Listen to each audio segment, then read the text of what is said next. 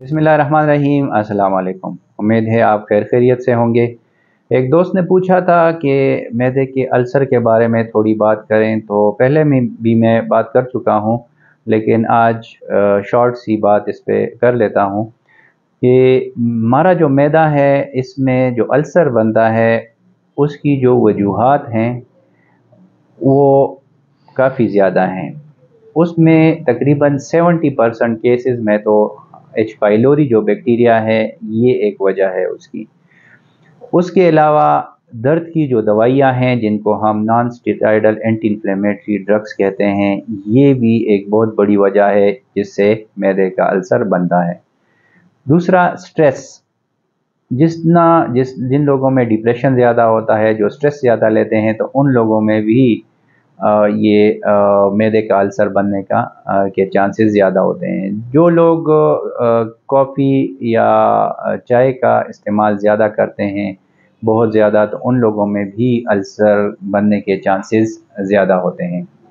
इसके अलावा एक रिसर्च में ये भी देखा गया है कि कुछ लोग कैल्शियम का इस्तेमाल बहुत ज़्यादा करते हैं, तो उन लोगों में भी काफ़ी ये देखा गया है कि मैदे का अल्सर ज़्यादा बनता है।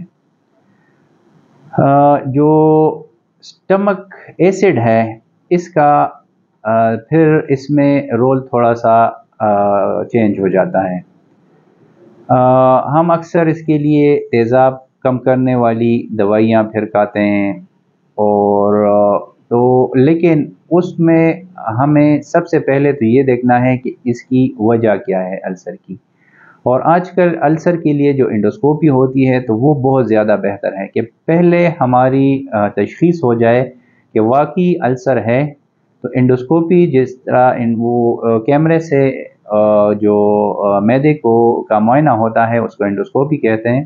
तो अगर वो कर लें तो एक तो ये कंफर्म हो जाता है, तो फिर उसकी का इलाज भी थोड़ा सा आसान हो जाता है।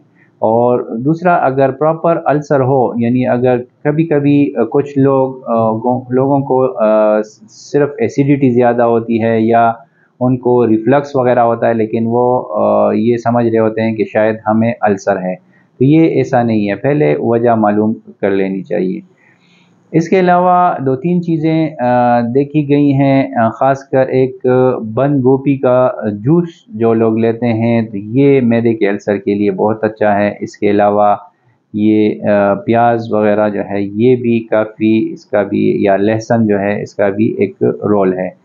अल्सर के लोगों को पानी ज़्यादा पी लेना चाहिए, और अल्सर की जो ट्रीटमेंट है वो थोड़ी सी मेडिकली मैं यहाँ पे नहीं बता सकता, क्योंकि वो डिपेंड करती है कि पहले अंडर एंडोस्कोपी की रिपोर्ट आ जाए कि वो किस किस्म का अल्सर है, तो उस तरह की इसको ट्रीटमेंट देनी चाहिए।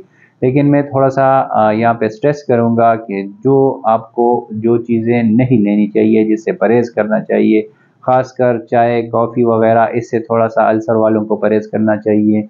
जो स्पाइसी फूड्स हैं, जो जिन चीज़ों में मिर्च वगैरह ज़्यादा होता है, उससे उनको ज़रा परहेज़ करना चाहिए। पानी उन लोगों को ज़्यादा पीना चाहिए, और साथ में दही भी वो लोग ले सकते हैं।